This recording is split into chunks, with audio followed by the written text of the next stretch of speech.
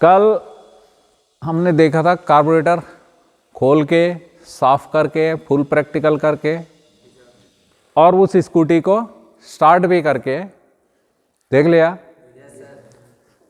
कल तुम्हें खोल खोल के सारी चीजें दिखाई, खुद करी, सफाई करी, काम किया, वेरी गुड किया। तो कार्बोरेटर क्या है? कार्बोरेटर फ्यूल सप्लाई सिस्टम का एक मेन पार्ट है। अभी ये इंट्रोडक्शन इसका। उसका कार्य क्या है? पेट्रोल को छोटे छोटे कणों में तोड़ना। Automisation of petrol fuel. Automisation, atom, atom मतलब परमाणु, यानी उसको बहुत छोटे छोटे कणों में तोड़ना, लिक्विड रूप से उसको वाष्प रूप में परिवर्तित कर देना। डिओड्रेंट मारते हो यूं यूं और हीट वगैरह मारते हो कमरे में, वो क्या हो रहा है? वो लिक्विफाइड गैस है। जब तुम दबा रहे हो, प्रेशराइज्ड होकर वो एक छोटे से होल से निकल रही है और वो छोटे छोटे कणों में टूट रही है। तो पेट्रोल को ऑटोमाइज करना बहुत जरूरी है, क्योंकि तभी वो जलेगा और मिक्स होगा। पहले तो वो हवा के साथ मिक्स होगा, तब जाकर वो जलेगा। क्योंकि ऑक्सीजन जलाने के लिए क्या जरूरी है? ऑक्सीजन। इसलिए उसका हवा के साथ मिश्रण भी जरूरी है। तो सबसे पहला काम है उसका पेट्रोल को छोटे छोटे कणों में तोड़ना। दूसरा काम है कार्बोराइजेशन, यानी उसको हवा के साथ मिक्स करना। अब ये कैसे करता है, अभी थोड़ी देर बाद बताता हूं। तो जो उसके मेन पार्ट्स है, पूरी असेंबली तो कार्बोरेटर है, मगर उसके अंदर बहुत सारे पार्ट्स हैं। पहला है फ्यूल इनलेट पोर्ट, वो रास्ता जिधर से फ्यूल कार्बोरेटर के अंदर जाता है, वो है उसका फ्यूल इनलेट पोर्ट। फिर क्या देखा था? फ्लोट चैम्बर था, जिसमें सिर्फ 2 स्क्रू से वो टाइट हुआ था, और उस फ्लोट चैम्बर और बॉडी के बीच में एक ओ रिंग पड़ी थी रबर की, देखी थी? जहां पर भी 2 पार्ट्स आपस में जोड़े जाएंगे, वहां पर एक लीक रोधी, लीक प्रूफ जॉइंट बनाने के लिए या तो गैस्केट डाली जाएगी या ओ रिंग्स डाले जाएंगे, ताकि उसमें भरा हुआ फ्लूइड लीक ना हो। आ रही बात समझ में? उस फ्लोट चैम्बर में क्या क्या था? फ्लोट था प्लास्टिक का, वो उठा के ला। एक फ्लोट वो है। उठ प्रियांशु, जल्दी से उठ। वो डीजल टैंक से निकाला हुआ आइटम है। हाँ, इसको ले आ। वो फ्लोट था प्लास्टिक का। फ्लोट क्या होता है? फ्लोट जो तैर सकता है। ये फ्यूल टैंक का फ्लोट है। ये इस तरह से नीचे हुआ है, जब भरेगा फ्यूल टैंक तो ये ऊपर को उठेगा। यहां पर जरा सा ऑयल लगा के इसको ठीक करना, ताकि ये इजी अप डाउन हो सके। अन्यथा टैंक फुल भी होगा तब भी ये उठेगा नहीं, ऐसे रह गया और ये अटका हुआ रह गया तो टैंक को ई ही दिखाएगा। जब ये ऐसे करके उठता है तो अब फिर इसके अंदर एक स्लाइडर है जो एक रेजिस्टेंस के अंदर चल रहा। जब यहां पर आ गया, रेजिस्टेंस सबसे ज़्यादा है, ठीक है? जैसे जैसे ये उठता रहेगा, रेजिस्टेंस कम होता रहेगा और करंट गेज पे जाएगा। इसके बारे में हम बाद में बात करेंगे, क्योंकि ये इलेक्ट्रिक सिस्टम से जुड़ा हुआ, ठीक है? तो फ्लोट का मतलब जो आसानी से तैर सके। इसके अंदर ये लिक्विड दिख रहा है, ये ईथर है, ठीक है? तो इस तरह से किसी में तो लिक्विड भरा जाता है, कोई खाली होते हैं, या गैस भरी भी रहती है, ताकि वो हवा में या जब पानी में या लिक्विड में हो जाएगा तो वो तैरे। फ्लोट मतलब तैरने वाला। तो वो फ्लोट, उसी फ्लोट के साथ लगी थी एक छोटा सा निकाला था मैंने, वो क्या था? Needle valve. नीडल मतलब सुई। उसकी आकृति कुछ इस तरह की थी, यानी ये ऐसे नहीं दिखेगा, तो मैं इसको बड़ा करके दिखाता हूं।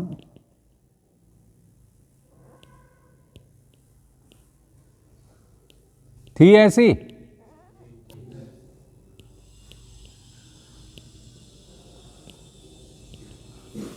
जिसका ये सिरा तो फ्लोट के साथ लगा रहता है और ये एक होल को जगह देता है।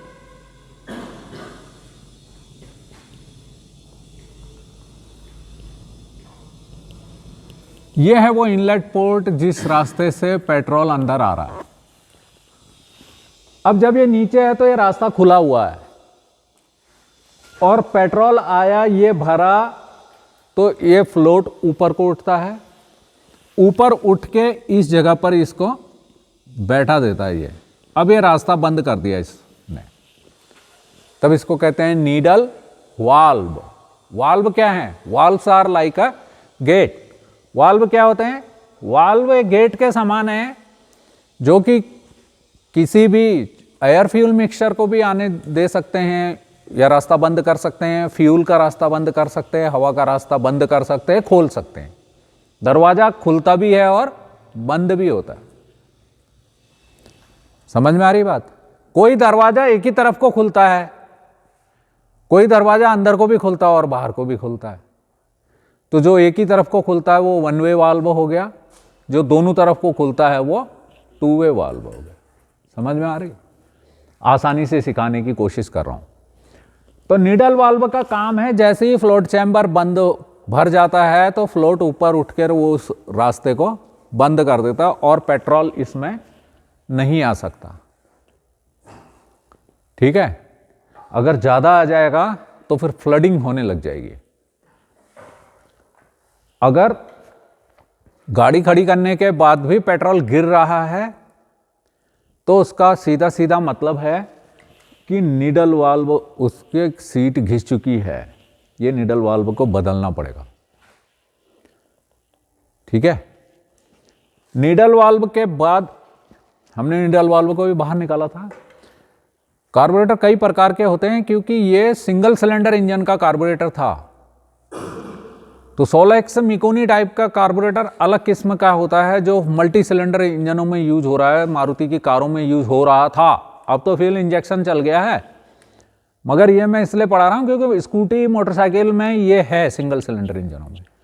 कुछ पुरानी गाड़ियां अभी चल रही हैं मार्केट में, लोगों ने संभाल के रखी है, ठीक चल रही हैं, तो वह भी खराब हो सकती हैं, उनकी सर्विसिंग करनी हो सकती है। तो तुम ताकि तुम्हें उसके बारे में पता हो, वो सोलेक्स या मिकोनी का कार्बोरेटर होगा तो उसका जो फ्यूल इनलेट है उसके आगे एक जाली लगी हुई रहती है।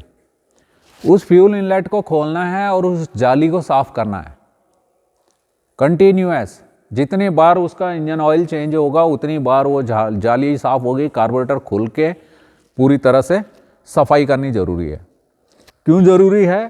क्योंकि पेट्रोल में पहले टेट्राइथाइल लेड पड़ता था, अब वो कम कर दिया गया। अनलेडेड फ्यूल में भी वो 0.01% होता ही है लेड, और लेड बनाता है वार्निश, और वो वार्निश पाइपों में छोटे छोटे, जब हमने जेट खोले फिर जो फ्लोट चैम्बर में जहां से फ्लोट निकाला था उधर 2 जेट थे पीतल के, देखे थे? उनमें एक मोटा था और एक पतला था। जो पतला वाला था वो था मेन जेट। क्या था? Main jet. नीडल वाल्व के बाद लिख रखा है मेन जेट। नेक्स्ट है पायलट जेट, आइडल जेट, जिसको मैंने तुम्हें थोड़ा सा लूज कर दिया था, जो था स्टील एलॉय का। एक्सेलेटर पंप जेट ये मल्टी सिलेंडर इंजनों में होता है, मगर इसका जो वो था वो जो मोटा वाला था ऊपर फ्लोट चैम्बर में ही, क्योंकि ये सिंगल सिलेंडर है। बटरफ्लाई वाल्व, इसमें वो जो चोक वाल्व था, इसका जो एक्सेलेटर था वो थोड़ा सा इस तरह का होता, लंबा सा मोटा सा, जो कि नेक में चलता है और वो रास्ता देता है इन जेटों से। जैसे जैसे एक्सेलेटर खींचेंगे तो वो ऊपर को उठेगा और ज़्यादा बड़ा होल छोड़ेगा। कब? जब उसको एक्सेलरेट करेंगे तो उस समय उस बड़े पंप, एक्सेलेरेटर पंप जेट से ज़्यादा फ्यूल स्प्रे होगा और इंजन एकदम से आरपीएम पकड़ेगा। मैंने उसे ज़्यादा लूज इसीलिए किया था क्योंकि सर्किट, स्टार्टिंग सर्किट जो सबसे ज़्यादा ज़रूरी है, वाहन स्टार्ट करना। इंजन रात से खड़ा है या काफ़ी देर हो गई खड़ा है, उसको स्टार्ट करना है, तो वहाँ पर जो एयर फ्यूल मिश्रण है वो ज़्यादा मात्रा में चाहिए, वो थोड़ा रिच मिक्सचर चाहिए। ये जो कार्बोराइजेशन है यानी मिक्सिंग है, इसमें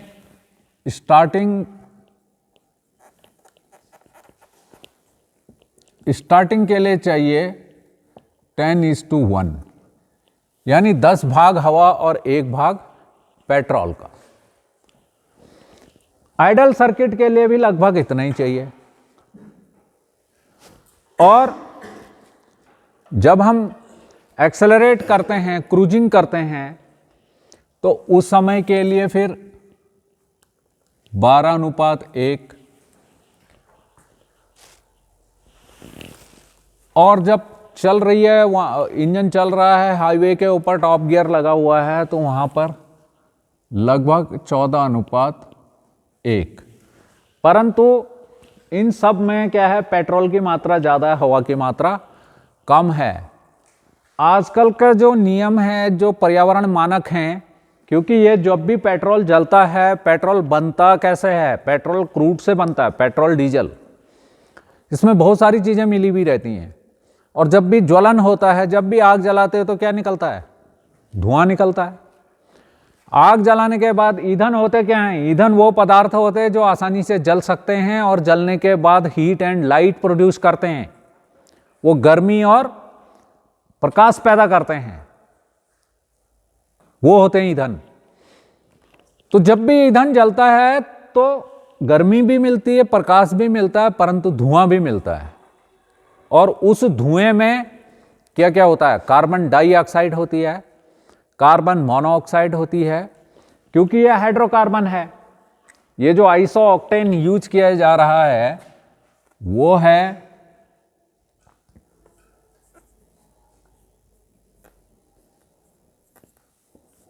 C8H18। कार्बन के 8 अणु हैं और हाइड्रोजन के 18 हैं। ये संतृप्त हाइड्रोकार्बन है, सैचुरेटेड हाइड्रोकार्बन, CnH2n+2। तो ये जब जल रहा है, इसमें कार्बन भी है और हाइड्रोजन भी है, तो इससे बनने वाले प्रोडक्ट हैं CO2, carbon dioxide, carbon monoxide, unburnt hydrocarbon HC। और वायुमंडल में हमारे सिर्फ 21% है ऑक्सीजन। ऑक्सीजन कितनी है, 21%। Nitrogen 78%। Carbon dioxide 0.03%। Other gases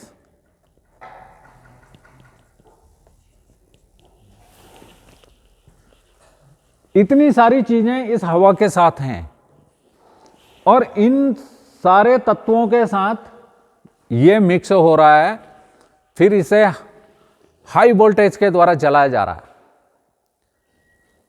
तो बनने वाले जो पदार्थ हैं, जो गैसेस हैं, carbon dioxide, carbon monoxide, unburnt hydrocarbon HC, ये पेट्रोल पूरी तरह से जलता नहीं है, कुछ ना कुछ अध जला पेट्रोल वायुमंडल में विक्षेपित हो रहा है,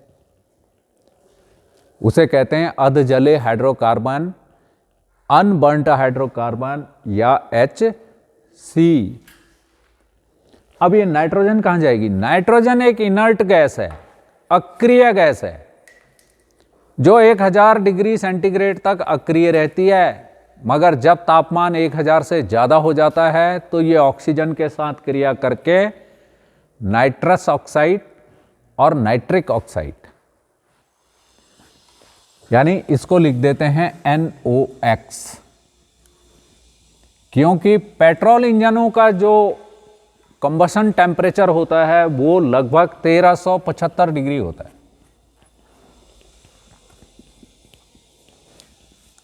यानी जब फ्यूल जलता है इंजन सिलेंडर के अंदर, उस समय का तापमान होता है 1375 डिग्री। तापमान पर ये नाइट्रोजन ऑक्सीजन के साथ क्रिया करके नाइट्रोजन के ऑक्साइड्स बनाती है। आ रही बात समझ में? इसके अलावा जो डीजल इंजन्स होते हैं उसमें पार्टिकुलेट मैटर्स बनते हैं, पीएम पार्टिकल्स, छिलके जैसे निकलते हैं, धुएं के कण बनते हैं, वो पार्टिकुलेट मैटर। इसीलिए आजकल के वाहनों में डीजल पार्टिकुलेट फिल्टर लगाया जाता है, डीपीएफ। और इन सब को दूर करने के लिए इसके अलावा निकलते हैं सूट पार्टिकल।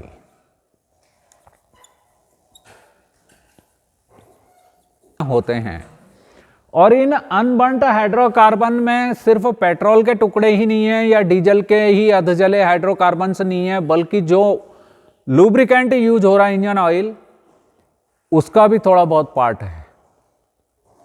ये सब वायुमंडल को प्रदूषित कर रहे हैं, जिस वजह से खांसी, दमा, लंग कैंसर आदि कई प्रकार की बीमारियां पैदा हो रही हैं।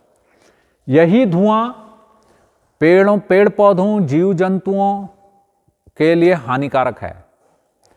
इसलिए इसे दूर करने के लिए ही ये यूरो 1, यूरो 2 या BS1, BS2, BS3, BS4, BS5, BS6, 7 इस तरह के ये स्टेजेस बने हुए हैं। तो इसी के अनुसार BS1 में सबसे पहले इन गैसों को साफ करने के लिए कैटालिटिक कन्वर्टर लगाए गए। फिर बहुत सारी पॉजिटिव क्रैंकेस वेंटिलेशन, उसके बाद catalytic converter, turbocharger, intercooler, electronic diesel control, बहुत सारे सेंसर्स, इन सब का प्रयोग किया गया ताकि जो जली हुई गैसें हैं वो सिर्फ CO2 निकले, वो भी कम से कम निकले। CO2 भी ये ग्रीन हाउस गैस है। ग्रीन हाउस गैस है मतलब ये पृथ्वी और सूर्य के बीच में एक पॉली हाउस की तरह एक ग्रीन हाउस बना दे रही है, जिस वजह से पृथ्वी से जो रेडिएशन होकर पृथ्वी की ऊष्मा बाहर नहीं जा पा रही है। इस वजह से ग्लोबल वार्मिंग हो रही है, ग्लोबल टेम्परेचर, धरती का तापमान बढ़ रहा है। तो सबसे जरूरी है कि इन गैसों को कम से कम निकलें ये गैसें, या फिर ट्रीटमेंट करके इस तरह से निकलें कि वे वायुमंडल को प्रदूषित ना करें। इसके लिए बहुत सारे उपकरण लगाए गए हैं, ठीक है। तो उसी क्रम में जो ये अनुपात है, एयर फ्यूल मिश्रण है, इसको भी स्टोइकियोमेट्रिक होता है, रासायनिक रूप से आदर्श मिश्रण, जो कि जलने के बाद वायुमंडल को प्रदूषित ना करे। यह होना चाहिए 14.6:1 ऑल द टाइम। हमेशा ये 14.6 अनुपात 1 का होना चाहिए। मगर कार्बोरेटर में क्या है, कई बार 5:1 का मिश्रण भी मिलता है। ये 10:1 तक आने तक कई बार ये एक रॉन्ग एडजस्टमेंट के कारण 8:1 तक का भी हो सकता है, कभी ये 12:1 का होता है। पर जब एक्सेलरेट करते हैं तो उस समय 16:1 का भी हो सकता है। ये यहाँ से 18:1 या 20:1 तक प्राप्त हो सकता है। तो यहाँ से ज़्यादा नहीं होने चाहिए। ये कार्बोरेटर में संभव नहीं है। समझ में आ रही बात? इसलिए इसकी जगह लगाए गए फ्यूल इंजेक्शन सिस्टम स्टार्ट हुआ। समझ में आ रही? अभी बात करते हैं कार्बोरेटर, ठीक है। तो एयर फ्यूल रेशियो इस तरह से अलग अलग अनुपात का बनना चाहिए, 10:1, 12:1, 14:1। तो इसके लिए फ्यूल की मात्रा क्या है, कम होती चली जा रही है। स्टार्टिंग के लिए ज़्यादा फ्यूल चाहिए, और जैसे ही स्टार्ट हो जाने के बाद आइडल सर्किट पे भी 10:1 का ही रहना चाहिए। पर एक्सेलरेट करके जब इंजन थोड़ा एक नॉर्मल टेम्परेचर प्राप्त कर ले रहा है, चलने लग जा रहा है, चलने के कारण टायरों को भी मोमेंटम ऑफ इनर्शिया मिल रहा है, टायर घूमने शुरू हो जा रहे हैं, तो अब फ्यूल की मात्रा कम होती चली जाती है। चल जाने के बाद हल्के से एक्सेलरेट करके वाहन फिर स्पीड पकड़ना शुरू कर देता है और गियर चेंज करते रहते हैं हम, तो फिर वो बढ़िया स्मूथ रनिंग में आ जाता है। तो इसके लिए फ्यूल की मात्रा को कम ज़्यादा करने के लिए ही ये जेट यूज किए जाते हैं। करेक्ट आ गई, समझ में आ गई बात। अब इसका जो काम है वो क्या है? फ्यूल पंप ये काम कैसे करता है? जो मल्टी सिलेंडर इंजन है उनमें फ्यूल लिफ्टिंग पंप लगा रहता है, जैसे डीजल का लिफ्टिंग पंप है, उसी तरह से पेट्रोल के भी लिफ्टिंग पंप होते हैं, जिनका काम होता है पेट्रोल टैंक से पेट्रोल को खींचकर कार्बोरेटर तक पहुंचाना। तो जो फ्यूल पंप है वह लगातार, अब जो चलता कैसे है, ये चलता है केमशाफ्ट से ड्राइव लेता है। केमशाफ्ट उठा के ला वहां से सिद्धार्थ। तो केमशाफ्ट से जब ये ड्राइव लेता है तो इसके अंदर एक डायफ्राम होती है जो कि फ्यूल को खींचती है और फिर वापस भेज देती है। इस केमशाफ्ट में ये हैं केमे, इस पर बाद में बात करेंगे।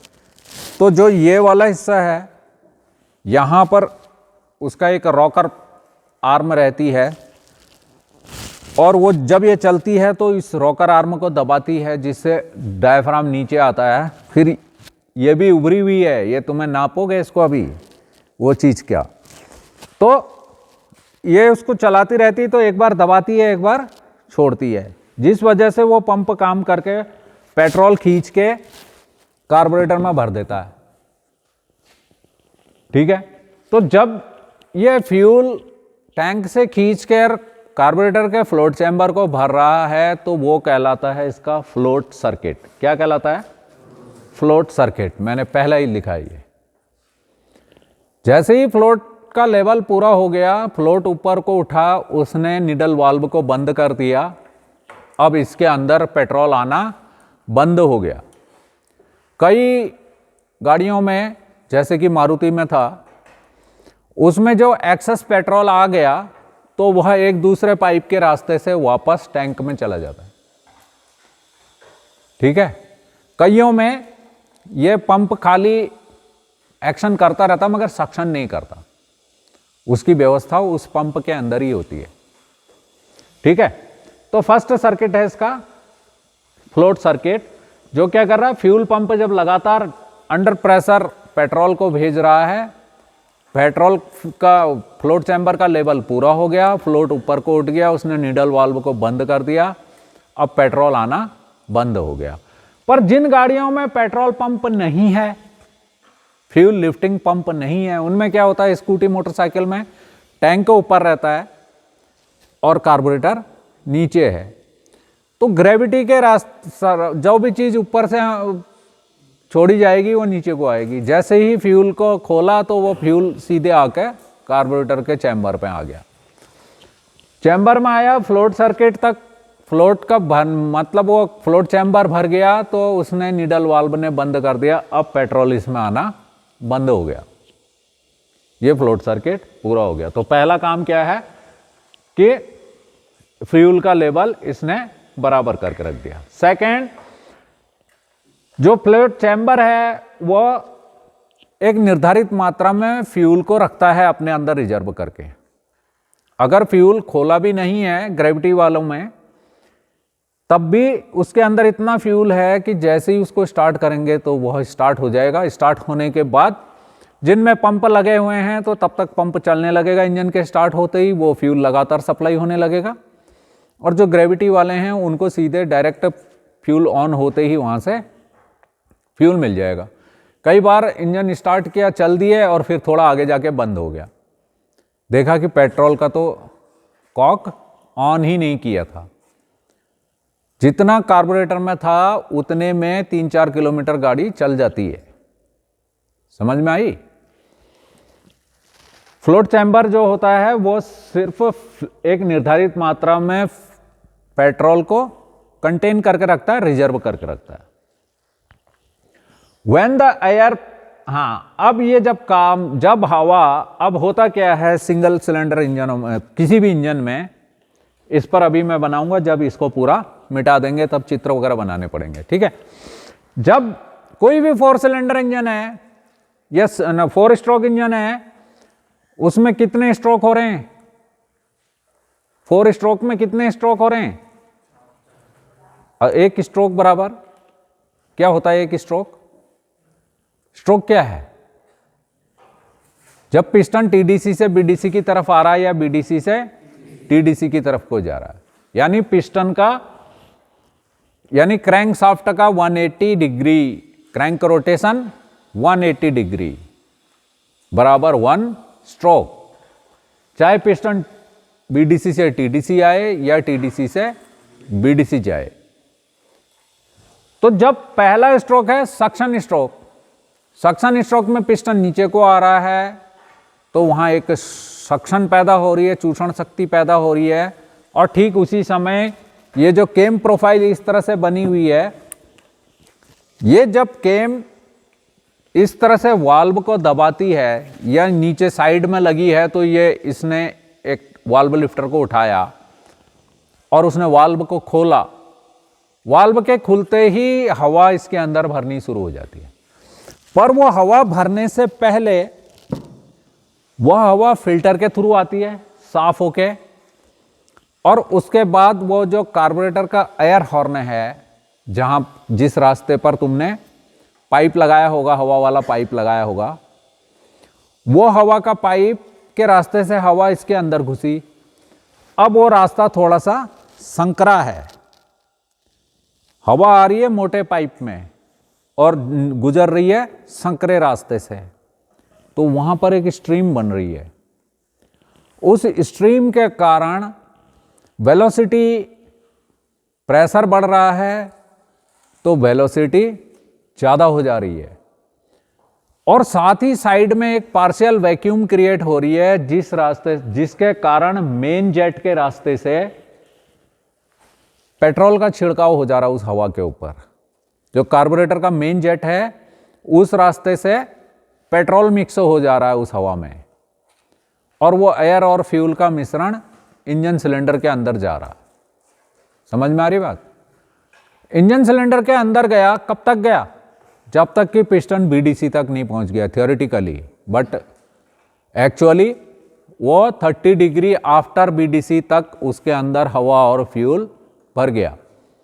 और जैसे ही क्रैंक घूम गई थोड़ा सा, तो इनलेट वाल्व बंद हो गया। अब दोनों वाल्व बंद हो गए, पिस्टन ने जो अंदर आया हुआ एयर फ्यूल का मिश्रण है उसको दबाया।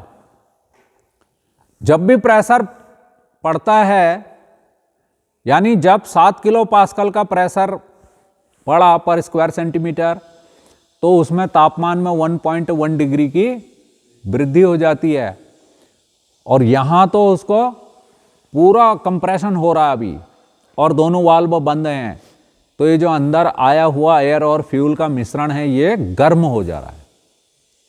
समझ में आई बात? ये गर्म हो जाता है, और ठीक जैसे ही पिस्टन अब टीडीसी से थोड़ा सा नीचे है, 10 डिग्री और 12 डिग्री 15 डिग्री बिफोर टीडीसी, उसी समय स्पार्क प्लग स्पार्क दे देता है, चिंगारी दे देता है, और उस गर्म एयर और फ्यूल के मिश्रण में आग लग जाती है। ठीक ऐसे ही जैसे तुमने गैस को खोलते हो और एक लाइटर से उसमें चिंगारी देते हो और वो जलने लग जाती है। ऐसा ही हो रहा है, मगर कहां हो रहा है? इंजन सिलेंडर के अंदर हो रहा है। अंदर जब वो गैस वो जल गई, पेट्रोल जला, जलने के बाद तापमान कहां पहुंच गया? 1375 डिग्री। और जब तापमान बढ़ता है तो फिर गैसों के अणुओं की गतिज ऊर्जा और भी ज्यादा बढ़ जाती है, और वह एक पिस्टन के ऊपर दबाव डालती है। उस दबाव के कारण पिस्टन नीचे की तरफ को आता है। तो फर्स्ट सक्शन स्ट्रोक में हवा और पेट्रोल का मिश्रण अंदर आया, कंप्रेशन में वो गर्म हुआ, कंप्रेशन स्ट्रोक के लास्ट में उसको स्पार्क देके जलाते ही जब वो फैली गैस है तो वो पावर मिली, दैट इज पावर स्ट्रोक। और उस पावर स्ट्रोक के कारण जब पिस्टन नीचे को आया तो उसने क्रैंकशाफ्ट को घुमा दिया, उसके पीछे फ्लाईव्हील इसीलिए लगाया हुआ है ताकि उस झटके के कारण वो फ्लाईव्हील तेजी से क्रैंकशाफ्ट को घुमा दे, और वो क्रैंकशाफ्ट घूमने लग गई तो फ्लाईव्हील को एक चक्कर तो मिल गया तगड़ा वाला, तो वो 2-3 चक्कर अपनी मर्जी से घूमने लगा। यानी उसने वो पावर को लिया, लेने के बाद खुद एब्जॉर्ब कर लिया, थोड़ा सा क्रैंकशाफ्ट को दे दिया, और बाकी फिर क्लच लगा के उसके बाद हम उसको रोड व्हील तक पहुंचाते हैं। ऐसे ही वहाँ पावर, फिर जो टॉर्क उत्पन्न हुआ है उसको हम रोड व्हील तक पहुंचा देते हैं।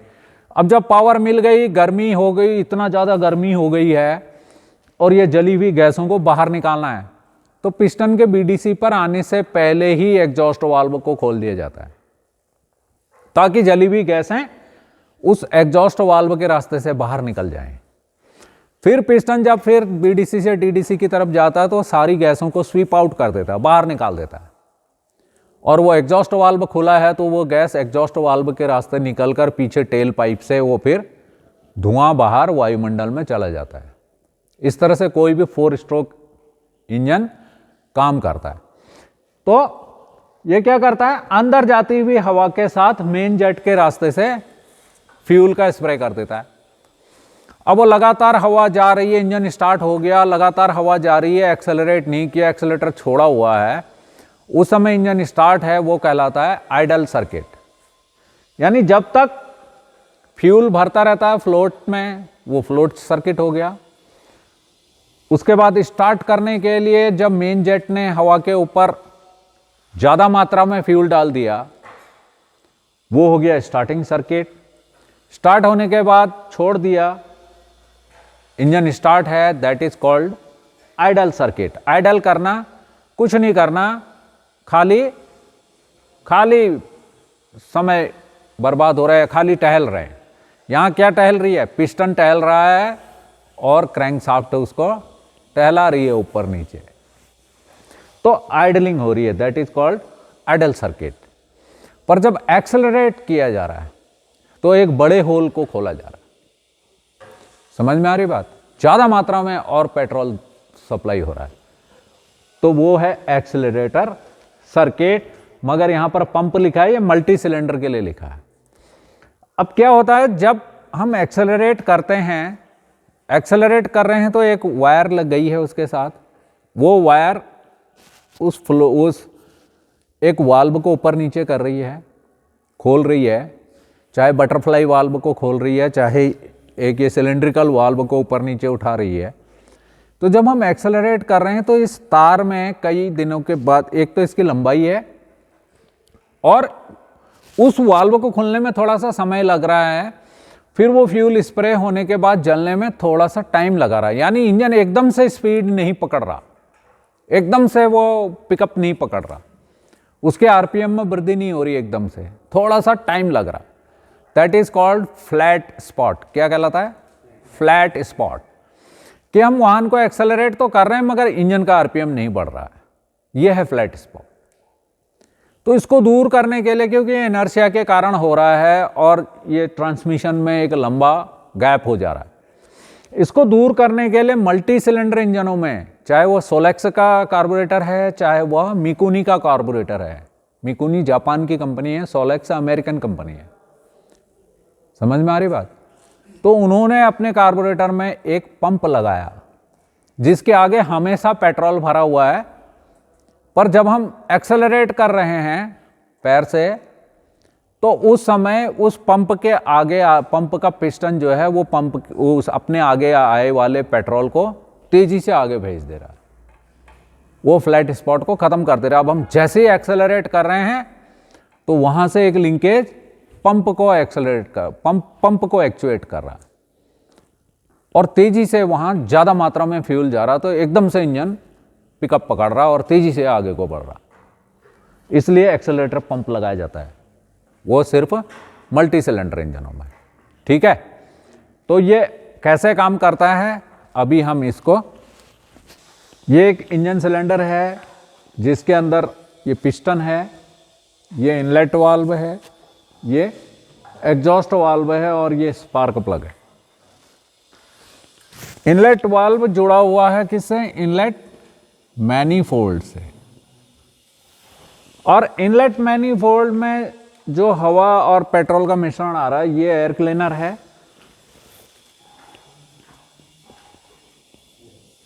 एयर क्लीनर का काम है कि हवा को साफ करना। जो वायुमंडल में हवा है उसमें बहुत सारे धूल के कण हैं और बहुत सारी गंदगी है, और वो धूल के कण इंजन सिलेंडर के अंदर नहीं जाने चाहिए।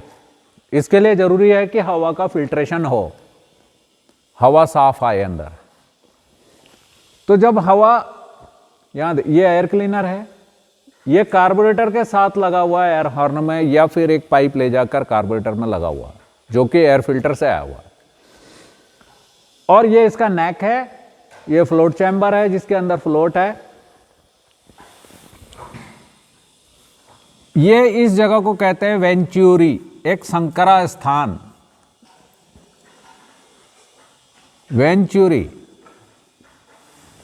वेंचुरी एक महान वैज्ञानिक थे जिन्होंने इस फ्लूइड प्रेशर पर काम किया था, इसलिए इस संकरे स्थान को उन्होंने ही ये संकरा स्थान बनाया था। यहां पर ये प्रेशर एंड वेलोसिटी के अध्ययन कर रहे थे फ्लूइड का। तो यहां पर उन्होंने देखा कि जब ये हवा यहां पर आ रही है तो यहां पर उसमें एक व्यवधान उत्पन्न हो रहा है। जो पीछे से आ रही है हवा वो तो ज़्यादा है और यहां पर जगह छोटी हो गई।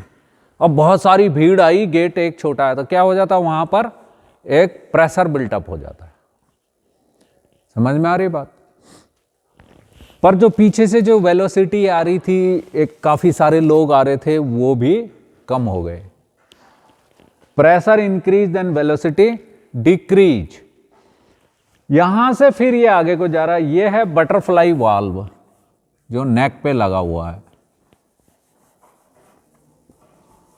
बटरफ्लाई वाल्व कैसा होता है मैंने कल तुम्हें दिखाया। जब एक्सेलरेट करेंगे तभी ये खुलेगा, और अंदर ही अंदर आइडल सर्किट में एक होल होता है, रास्ता होता है जहां इधर पेट्रोल आ जाता है। ठीक है, तो जब ये हवा, जब इंजन को क्रैंक किया जा रहा तो पिस्टन नीचे को आ रहा है और एंड टाइम पर ये इनलेट वाल्व खुला हुआ दिखाया इधर। तो इस रास्ते से जो फ्रेश एयर है वो तो अंदर जाने की कोशिश कर रही है, पर वो हवा आ कहां से रही है? कार्बोरेटर के थ्रू आ रही है। जब यहां पर एक डिप्रेशन, एक काफी ज्यादा यहां पर प्रेशर बिल्टअप हो रहा है, तो यहां पर एक पार्शियल वैक्यूम भी पैदा हो रही है। ये बर्नौली थ्योरम है। इसके कारण, इस वैक्यूम के कारण यहां से पेट्रोल इसमें मिल जाता है। मेन जेट के रास्ते से पेट्रोल इस हवा के साथ मिक्स हो रहा है, क्योंकि जो डिप्रेशन यहां भी क्रिएट हो रहा है। सक्शन क्या है? डिप्रेशन है एक, यानी यहां का दाब वायुमंडल के दाब से कम हो गया है, जिस वजह से वायुमंडल की गैस यहां को आ रही है। तो उसी सक्शन के कारण यहां कम दबाव है, यहां फ्यूल का प्रेशर है पीछे से आया हुआ, वो फ्यूल इस संकरे रास्ते से निकल रहा है, छोटे से रास्ते से निकल रहा है, तो वह ऑटोमाइज हो रहा है, वो एक गैस के रूप में निकल रहा है और इस हवा के साथ वो मिक्स हो जा रहा है। और इस रास्ते से, इस इधर से, जब ये वाल्व बंद भी है तो ये पूरी तरह से बंद नहीं है, इसमें थोड़ा सा यहाँ गैप है। इस रास्ते से ये इंजन सिलेंडर के अंदर चला जा रहा है। अब जब यहां आ रहा, कब तक? जब तक कि पिस्टन बीडीसी, एक्चुअली ये बीडीसी से ऊपर को भी चलने लगता है, तब तक भी आता ही रहता है। अब जब इसके अंदर आ गया, अब ये वाला वाल्व बंद हुआ, दोनों वाल्व बंद हो गए, पिस्टन ने दबाया, तो at the end of compression stroke 10 degree before TDC, ये स्पार्क प्लग जो है स्पार्क डिलीवर करता है, एक चिंगारी पैदा करता है और इस एयर फ्यूल मिश्रण को जला देता है। तो कल तुमने जब एक्सेलेरेटर, ये जो हमने कार्बोरेटर खोला, साफ सूफ किया, लगाया, और उतने दिन से स्टार्ट नहीं हो रही, स्कूटी स्टार्ट हो गई। तो क्या क्या चाहिए स्टार्ट होने के लिए? सबसे पहले मैंने तुमसे क्या बोला? करंट चेक करो। क्या बोला? करंट आया, तुमने कैसे चेक करो? स्पार्क प्लग की लीड को निकालो, उसको हेड के पास या उसी स्पार्क प्लग टर्मिनल के पास रख के किक मारो, बोला चिंगारी निकलेगी, निकल रही थी, इसका मतलब वहाँ तक करंट आ रहा। फिर मैंने तुमसे नेक्स्ट स्टेप क्या बोला था कि इसके प्लग खोलो और प्लगों को देखो। बार बार ये स्पार्क कर रहा है, इसके अंदर एयर फ्यूल मिश्रण जल रहा है, जलने के कारण इतनी सारी गैसें निकल रही हैं जो मैंने अभी थोड़ी देर पहले बताई, कार्बन डाइऑक्साइड है और अन्य अदर गैसेस हैं। उन्हें पीछे से पिस्टन स्वीप कर रहा है, अंडर प्रेशर भेज रहा है, बाहर निकाल रहा है। तो कुछ गैसें इस स्पार्क प्लग के बाहर जो अंदर ये इंसुलेटर और ये बॉडी के बीच में घुस जाती हैं, जिस कारण वहाँ काला हो जाता है। वो काला भी हो सकता है, वो सफ़ेद भी हो सकता है, वो देखना पड़ता है इसीलिए कि वो किस तरह का हो रहा है। उससे ये पता चल जाता है कि पिस्टन में वर्नआउट हो गया, रिंग घिस गए, इंजन भी वैसा हो रहा है या ज़्यादा पेट्रोल जा रहा है, वो स्पार्क प्लग को देख के पता चल जाता है। तो स्पार्क प्लग भी साफ किए। तो इंजन को स्टार्ट होने के लिए क्या चाहिए? करंट, वह और quality of spark. Spark current चाहिए और स्पार्क भी अच्छा होना चाहिए ताकि वो उसे जला सके। और एयर फ्यूल मिश्रण,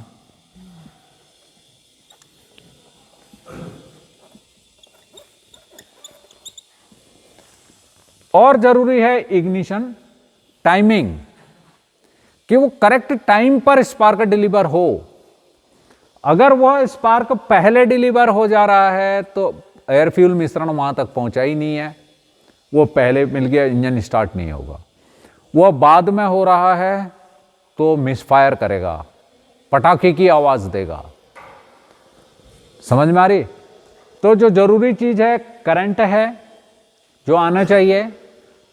उसकी स्पार्क प्लग की स्थिति कैसी है, इसलिए स्पार्क प्लग हमेशा साफ होने चाहिए, उनका गैप सही होना चाहिए, वो शॉर्ट नहीं होने चाहिए। जो हाई टेंशन लीड स्पार्क पहुंचा रही है स्पार्क प्लग तक, उसकी कंडीशन भी सही होनी चाहिए। तो स्टार्टिंग से पहले जो गाड़ी स्टार्ट नहीं हो रही तो सबसे पहले उसका पेट्रोल वाहन है तो उसका करंट चेक करा, करंट आ रहा है, स्पार्क प्लग भी ठीक है। फिर हमने खोला उसका कार्बोरेटर।